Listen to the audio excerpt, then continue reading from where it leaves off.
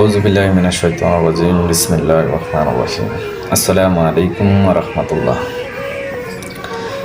প্রিয় একামতে দ্বীনের ভাইরা, ৯ নং ওয়ার্ডের সকল কর্মী ও সহযোগী ভাইরা, আপনারা কেমন আছেন?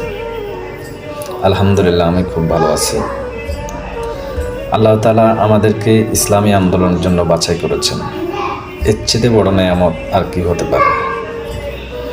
ইসলামী আন্দোলন করলে ইসলামী আন্দোলনের গন্তব্যে পৌঁছাবার আগে আপনাকে অনেক লাঞ্ছিত হতে হবে, অনেক বঞ্চিত হতে হবে, অনেক অপমান অপদস্থ হওয়ার পরেই আপনি ইসলামী আন্দোলন করে আপনার গন্তব্যে পৌঁছবেন। এটাই সবচেয়ে চরম সত্য। এটা জানা সত্ত্বেও আমরা ইসলামী আন্দোলন করেছি, ইসলামী আন্দোলনে এসেছি,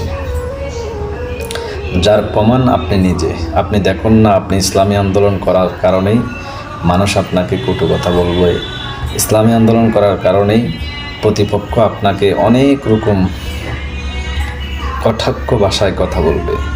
এগুলো সহ্য করেই আমাদেরকে ইসলামী আন্দোলনের পথে নিজেকে এগিয়ে নিতেই হবে। আপনি জানেন, ইসলামী আন্দোলন করলে অনেক অত্যাচারিত হতে হয়, যেটা আমাদের এই শহীদ কাফেলা বাংলাদেশ জামাত ইসলামীর নেতাকর্মীরা করে গেছেন, যার অনেক ত্যাগ প্রতীক্ষা রেখে গিয়েছেন। আমরা জানা সত্ত্বেও ইসলামী আন্দোলনে এসেছি। একটু ধৈর্য সহকারে, যে পরিস্থিতি আসুক না কেন, ধৈর্য সহকারে আপনারা মোকাবেলা করবেন। ইনশাআল্লাহ এই পরিস্থিতি কেটে যাবে, এই পরিস্থিতি কেটে যাবে। যিনি আপনাকে কোনো নিম্নতম কোনো ইঞ্চিত পরিমাণ অন্যায় না করা সত্ত্বেও আপনাকে অপরাধের কাঠগড়ায় দাঁড় করিয়ে আপনাকে অপমান অপদস্থ করতেছে, একদিন আল্লাহ তাআলা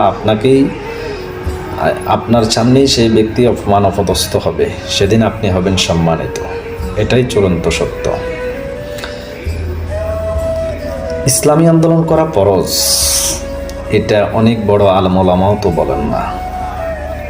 এই অল্প শিক্ষিত কলেজ পড়ুয়া, স্কুল পড়ুয়া, এরা ইসলামী আন্দোলন এলো কোথা থেকে? আল্লাহ তাআলা কোনো ব্যক্তি বিশেষ, কোনো গোষ্ঠী বিশেষকে ইসলামী আন্দোলনের ঠিকাদারি দেন নাই। ইসলামী আন্দোলন আল্লাহ তাআলা যাকেই পছন্দ করেন তাকেই ইসলামী আন্দোলনের জন্য কবুল করেন। তাই আমি বলবো, ৯ নং ওয়ার্ডের সকল কর্মী ও সহযোগী ভাইরা, আল্লাহ তাআলা আমাদেরকে এই ৯ নং ওয়ার্ডের জন্য ইসলামী আন্দোলনের জন্য কবুল করেছেন। তাই কেউ ভাববেন না আমি ভুল পথে চলে এসেছি, আমি কেউ আমাকে বুদ্ধি পরামর্শ দিয়েছে তাই আমি এই পথে এসেছি। আপনি এটা